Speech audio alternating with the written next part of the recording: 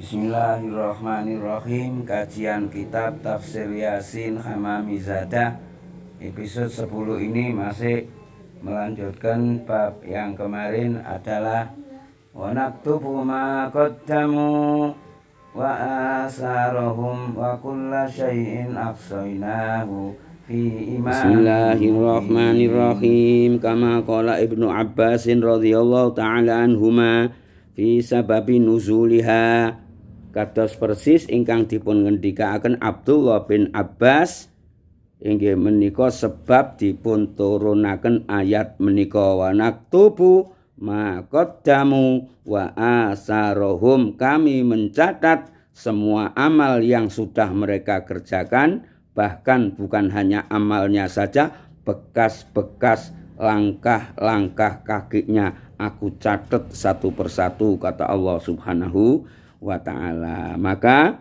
menurut Abdullah bin Abbas, anna qabilatan minal ansori syakau, saat temenipun qabilah saking sahabat Ansor sami wadul ila Nabi alaihi salatu wassalam, wadul bukta manazilim ing adohe pira-pira omahe Ansor atau qabilah min ilal masjid saking masjid, wa aradulan padha ngarepaken sapa se qabilah ayu benu ing yen to padha bangun buyutan ing pirang-pirang omah indal masjid wonten sanding masjid.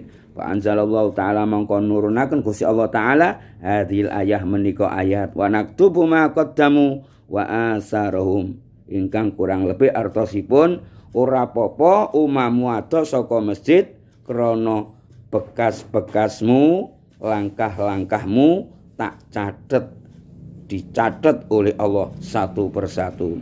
Fa ulima min hadhi, mongko bisa den paringi pengertian min hadhi saking menika ayat annaman ata ilal masjidi, sak temene wong kang nekani masjid min makanin ba'idin saking panggonan kang ada iku yakunu sawabu a'zama mimman ata min makanin qarib, sak temene wong kang nekani masjid umay ada menika luwih gedhe ganjaranipun timbang wong sing nekani masjid sing omahe cedhak. Bismillahirrahmanirrahim. Wa kamaruya nomor kalih lan kados dene hadis ingkang dipun riwayataken anin Nabi alaihi salatu wasalam, ala ukhbirukum bima yamhullahu bil khataya wa tarfa'u bi darajat, kalian aku beri kabar ada suatu hal yang bisa menebus kesalahan-kesalahan dan bisa mengangkat derajat-derajat kalian.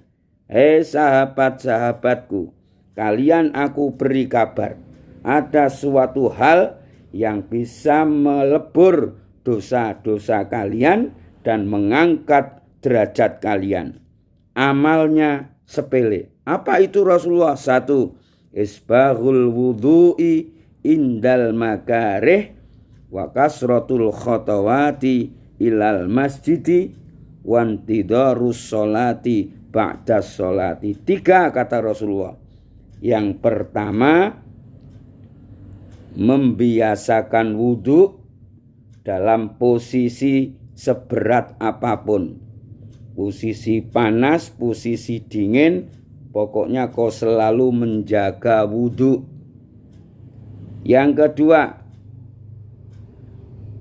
wa kasratul khatawati ilal masjidi, banyak langkah-langkah kakimu menuju masjid. Maka orang-orang dahulu itu kalau mau berjamaah nyari masjid yang paling jauh dan di mana ada masjid, di situ ikut menimba airnya, membuat manfaat orang lain. Atau kalau sekarang membantu masjid-masjid yang dibuat ibadah oleh umat Islam yang lain. Nomor 3, wantidharus sholati ba'das sholati, menunggu sholat setelah sholat. Sholat selesai, niat lagi, nanti saya akan berjamaah sholat zuhur. Sholat zuhur selesai, saya nanti akan berjamaah sholat asar. Sholat asar selesai, nanti saya akan berjamaah sholat maghrib, dan seterusnya. Terus waktunya hanya menunggu sholat dan menunggu sholat. Kemudian yang ketiga, wa kama qala alaihi salatu wassalam a'dhamun nasi ajron fis sholati ab'atuhum masyan ilal masajidi. Kata Rasulullah sallallahu alaihi wasallam, manusia yang paling agung, paling besar pahalanya urusan bab salat adalah manusia-manusia yang paling jauh perjalanannya menuju masjid-masjid. Lanjut, walladzi yantadziru sholata ba'da sholati hatta yusalliha ma'al imami a'dhamu ajran minalladzi yusalli thumma yanamu thumma yusalli. Sesungguhnya manusia yang paling agung pahalanya di waktu sholat adalah orang yang menunggu sholat. Jadi orang yang menunggu sholat setelah sholat supaya bisa berdampingan dengan imam, itu lebih besar pahalanya daripada orang yang sholat kemudian tidur kemudian sholat lagi. Artinya apa? Inilah kebiasaan para wali-wali terdahulu. Biasanya kalau sholat maghrib sampai sholat isya itu anaknya, cucunya dibawa ke masjid, ditunggu di masjid itu sampai diniatkan sholat berjamaah maghrib dan berjamaah isya. Maka di tengah-tengahnya itu dibacai maulid, dibacai Al-Quran atau rotib atau lain sebagainya. Yang keempat, waruwiya fi tafsiri asarihim yakni ma taraku min sunnatin hasanatin solihatin fayakmalu biha ba'da mautihim. Jadi orang yang dimaksud asarohum, bekas-bekas mereka, yang dimaksud adalah perbuatan manusia yang melakukan kebaikan, lalu kebaikan itu dilakukan oleh generasi seterusnya.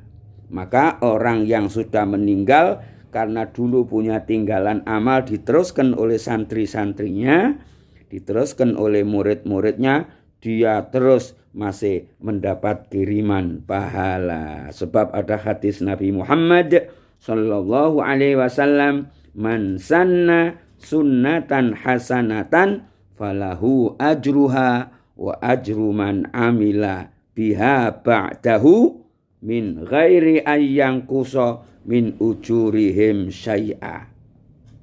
Yang nomor 2, wa man sanna sunnatan sayyi'atan kana alaihi wizruha wa wizru man amila biha min ba'dihi min ghairi ayyang kuso min auzarihim syai'a.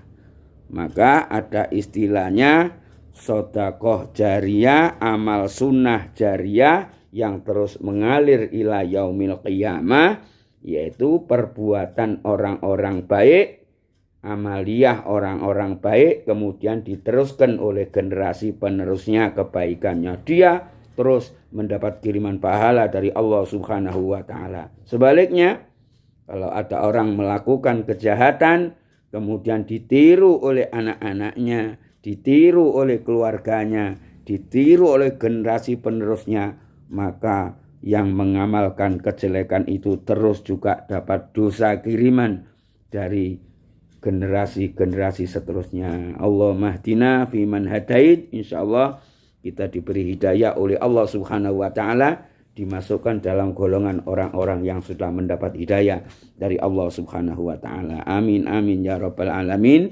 Pesan saya, saudara-saudaraku, marilah kita belajar yang betul ya. Kitabnya dibuka, dihayati, direnung, jangan mengikuti hawa nafsu ya. Jangan mengikuti amit-amit kajian-kajian yang tidak jelas sumbernya, yang tidak jelas ilmunya. Nanti takut-takut kau akan mempunyai pendapat yang berbeda dengan pendapatnya kaum-kaum saleh terdahulu. Insyaallah kita dibimbing oleh Allah Subhanahu wa ta'ala. Rabbi zidni ilma warzuqni fahma. Insyaallah Allah selalu memberikan kepada kita tambahan ilmu yang bermanfaat, yang tentunya manfaat buat diri kita sendiri, manfaat buat orang-orang lain, manfaat buat generasi-generasi muda seterusnya. Ini saya hanya memulai, ini saya hanya mencontohi kalian.